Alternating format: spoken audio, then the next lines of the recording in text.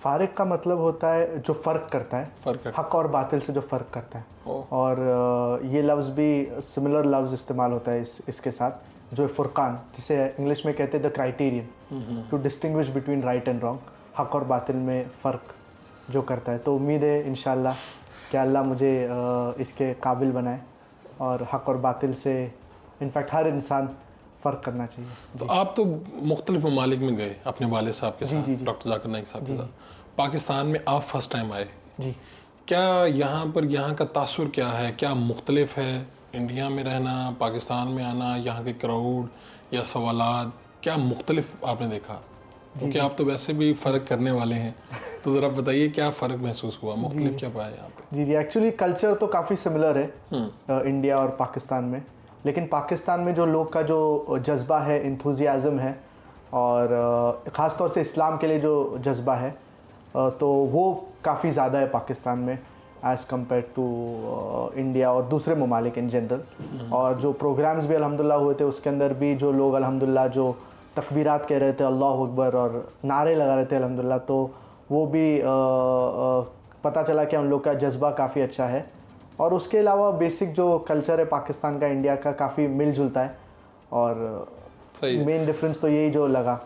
तो आपका यानी ख़ानदानी बैकग्राउंड क्या है, यानी डॉक्टर जाकिर नाइक साहब कहाँ पैदा हुए, आपका पूरा अगर आप फैमिली के बारे में थोड़ा सा बताना चाहें। डॉक्टर मेरे फादर तो इंडिया में मुंबई में पैदा हुए, और मैं पुणे में पैदा हुआ, जो एक सिटी है क्लोज टू मुंबई। और फिर जो I was bought up in Mumbai, और पढ़ाई भी जो स्कूल जो हम लोग ने इस्लामिक इंटरनेशनल स्कूल में पढ़ाई की है, वो भी ए लेवल्स मुंबई में, जी, ए लेवल्स तक, जो 12th ग्रेड है, कैम्ब्रिज का जो पैटर्न है IGCSE, ए लेवल्स उधर की है। और हमारी पूरी फैमिली इंडिया में ही थी। फिर उसके बाद वी माइग्रेटेड, हम लोग ने हिजरत किए मलेशिया। तो मुंबई में फिर दोस्ती तो बहुत ज़्यादा होगी, यानी आपके जो वहाँ पे, तो वो उन दोस्तों को कहीं मिस करते हैं, क्योंकि आपको तो माइग्रेट करना पड़ा, हालात ऐसे बने। जी जी जी जी, डेफिनेटली इंडिया में तो काफ़ी चीज़ें मिस करते हैं, और दोस्त भी ऑफकोर्स मिस करते हैं, लेकिन सबसे ज़्यादा जो चीज़ की याद आती है वो कॉन्फ्रेंसेस जो होते थे इंडिया में, जो हर साल होते थे, और इंग्लिश में और उर्दू में। तो वो जो लोग लाखों की तादाद में 200,000 300,000 के आसपास लोग आते थे, और मुख्तलिफ जो दाईज़ जो दुआत वर्ल्ड वाइड से आते थे, इंग्लिश ज़बान में, उर्दू ज़बान में भी, उसके सबसे ज़्यादा मिस करते हैं। जी। तो अब ये दाई बनना आपकी चॉइस है, या ये डॉक्टर साहब की, डॉक्टर जाकिर नाइक साहब की ख्वाहिश है? ये अब्बा की ख्वाहिश है और मेरी चॉइस भी अल्हम्दुलिल्लाह। दोनों चीज़, तो दोनों चीज़ें, क्योंकि इनिशियली जो बचपन से जो अल्हम्दुलिल्लाह जो तरबियत दी गई, तो यही तरबियत दी गई क्या इस्लाम के लिए कुछ काम करना चाहिए। और जैसे कि अल्लाह सुब्हानहू व तआला फरमाते सूरतुल फुस्सिलत सूरा नंबर 41 आयत नंबर 33 में, वमन अहसनु क़ौलन मिम्मन दआ इलल्लाहि व अमिल सालिहन व क़ाल इन्ननी मिनल मुस्लिमीन, who is better in speech than the one who calls others towards Allah subhanahu wa ta'ala, works righteousness and says that I am a Muslim। तो ये आयत से हमें पता चलता है क्या सबसे बेहतरीन प्रोफेशन वो है प्रोफेशन ऑफ अ दाई।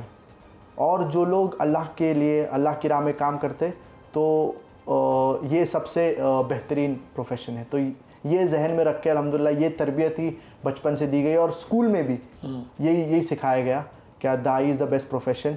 जैसे कि मेरे फादर डॉक्टर ऑफ बॉडी थे, he was a medical doctor. फिर जब शेख अहमदीदाद से तासुर हुए, तो he converted from a doctor of a body to doctor of soul. क्योंकि एक तो टू ट्रीट अ पेशेंट जो बीमार है, it's a very good thing, बहुत अच्छी बात है, लेकिन किसी के सोल को ट्रीट करना और to talk to him about Islam, that is far superior. वैसे आम ज़िंदगी में डॉक्टर साहब कैसे हैं? शफीक हैं, थोड़ा गुस्से वाले हैं, मिजाजन किस तरह के हैं, यानी आपके साथ या आपकी वालदा के साथ, फैमिली के साथ? फैमिली के साथ अल्हम्दुलिल्लाह अच्छे ही है ऑफकोर्स, और ऐसा अननेसेसरीली तो उनका ऐसा बिला वजह तो गुस्सा तो नहीं होता है। लेकिन अगर आपसे किसी बात पे अगर गुस्सा आए तो क्या वो बात हो सकती है, या किस तरह की बात होती है? नहीं, अगर कोई फॉर एग्जांपल अगर कुछ भी अगर फॉर इंस्टेंस अगर कुछ गलत काम किए तो बट नेचुरल गुस्सा आएंगे। और बचपन में कई बार अगर कुछ शरारती ज़्यादा किए तो ऑफकोर्स डांट पड़ती है। जी, कभी कभार। अब तो नहीं पड़ती? अभी तो बहुत कम। अब तो आप 30 साल के हैं, यानी ये सिलसिला हुआ वही एक बचपन में ऑफकोर्स नेसेसरी है। दो स्टाइल हैं, एक तो ये कि मौलाना तारिक जमील है हमारे यहाँ, आप उनको जानते हैं बड़ी अच्छी तरह से। तो वो जो फिल्मी सितारे हैं, जो मशहूर लोग हैं, उनको मिलते हैं और वो बाज़ दफ़ा वो कहते हैं कि हमने जिस साइड पे हम थे हमने वो चेंज कर ली, अब हम मौलाना। ये रवैया ठीक है या डॉक्टर जाकिर नाइक साहब भी इस तरह के जो बड़े और मशहूर शख्सियात हैं, क्योंकि इनकी एक फ़ैन फॉलोइंग होती है, ज़ाहिर बात है जब ये दीन की तरफ आते हैं तो फिर कई लोग देख के मुतासिर होते हैं। तो डॉक्टर जाकिर नाइक साहब को मैंने इस तरह से एज सच नहीं देखा, अगर देखा है तो मुझे मिसाल दें कि उनके पास भी इस तरह के फिल्मी सितारे या शोबिस की शख्सियात आती हैं और कहती हैं कि हम अपने आप को चेंज करना चाहते हैं, आप हमारी मदद करें। जी डेफिनेटली बहुत से नॉन मुस्लिम्स जो लोग मॉडर्न लोग हैं उन लोग भी काफ़ी आते हैं। और जैसे कि आपको पता है क्या वो प्रोग्राम जो इंडिया में हुआ था शाहरुख खान, बरकादत और वो, तो काफ़ी लोग अल्हम्दुलिल्लाह अब्बा से मुतासिर हुए हैं। काफ़ी यूट्यूबर, जैसे एक यूट्यूबर ने भी सवाल पूछा था Q&A में, तो काफ़ी ये जो लोग सोशल मीडिया के साथ इन्वॉल्व है और जो जैसे कि आपने शोबिस के बारे में भी बात की, तो इन लोग भी काफ़ी तासुर रखते हैं अब्बास के प्रोग्राम से और दे आर इम्प्रेस्ड। तो जो लोग इस्लामी लोग भी हैं, जो लोग प्रैक्टिसिंग लोग हैं, उन लोग भी इम्प्रेस्ड है और जो लोग कम प्रैक्टिसिंग है इस्लाम में उन लोग भी इम्प्रेस है। तो अल्हम्दुलिल्लाह सब लोग इम्प्रेस होते हैं। आपकी ज़िंदगी का मुश्किल तरीन लम्हा कौन सा था? मुश्किल तरीन लम्हा तो इनिशियली जब इंडिया में थे, फिर हम लोग सऊदी में आए। इनिशियली जब इशू शुरू हुआ था, जब हम लोग सऊदी में थे, फिर जब पता चला कि वापस इंडिया नहीं जाने का है, तो वो थोड़ा मुश्किल था। लेकिन दिल में यही था क्या अल्हम्दुलिल्लाह अल्लाह सुब्हानहू व तआला ने एक बहुत अच्छा मौका दिया है, क्या हम अल्लाह के लिए हमें हिजरत का मौका मिला।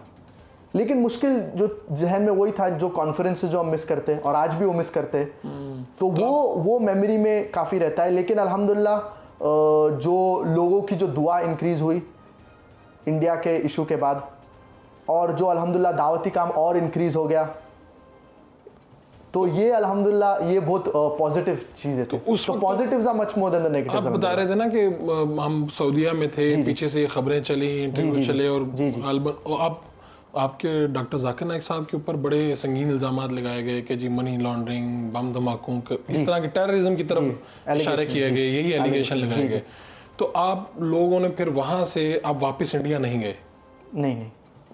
फिर आप वापस इंडिया नहीं गए, तो वहाँ से फिर आप कहाँ, मलेशिया की तरफ गए? जी, उसके बाद जब मलेशिया के इंतखाब एक्चुअली पहले इनिशियली मीडिया हाइप था जी, जो 2016 में जो हुआ था, ये रमज़ान के महीने में, तो इनफैक्ट 1 डे बिफोर ईद शुरू हुआ था ये। तो इनिशियली मीडिया में ही था, तो हमें लगा था कि शायद ये सिर्फ मीडिया हाइप में, क्योंकि मीडिया में बहुत सी चीज़ें आते हैं। ठीक है। लेकिन उसके बाद एस्केलेट होते गया और फिर उसके बाद हम लोग बट नेचुरल इवेंचुअली मलेशिया में गए और मलेशिया में अभी अल्हम्दुलिल्लाह हम लोग सेटल्ड है। और मलेशिया अल्हम्दुलिल्लाह it's a good Islamic country और in the sense that it is democracy but natural, लेकिन Islam is the state religion. तो इसका मतलब आप गए वहाँ पर इबादत की गर्ज से सऊदीया? हम लोग हर साल सऊदीया जाते हैं और रमज़ान में। तो वहमो गुमान में नहीं कि वापस नहीं अब जाना होगा जहाँ पे हम रहते हैं, तो फिर आप इवेंचुअली कोई इंतजामात नहीं करके आते, ऐसा कुछ नहीं करते? जी, और अनफॉर्चुनेटली जो मीडिया कहते हैं क्या वो इंडिया से भाग के गए, हम लोग ऑलरेडी इंडिया के बाहर थे, तो भागने की बात आती नहीं है।